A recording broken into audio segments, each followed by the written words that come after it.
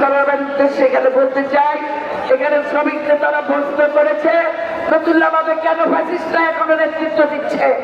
আমরা নতুল্লাবাদ থেকে পরিষ্কারের যতগুলো বাস স্ট্যান্ড আছে, যতগুলো পোর্টপোর্টের কোনো ব্যবসা থেকে থাকলে সিটি কর্পোরেশনের অন্তর্ভুক্ত থাকা সত্ত্বেও জীবনে একদিন আমি কোনো জায়গায় যাইনি।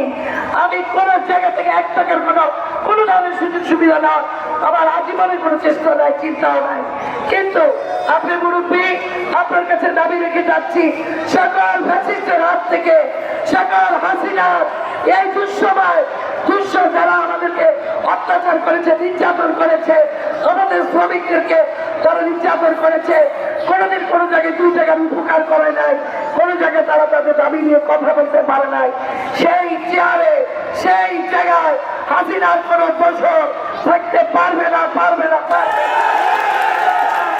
আমরা এটা মেনে নিব না। যারা এগুলোর সাথে জড়িত আছেন, অটো ব্যবসা বলেন, বাণিজ্য ব্যবসা বলেন, যত ব্যবসা, রিক্সা শ্রমিক, আমাদের শ্রমিক দলের মধ্যে ভাগ করে দিতে হবে। তারা এগুলো নেতৃত্ব দিবে, তাদের মাধ্যমে এগুলো নেতৃত্বে আসুক।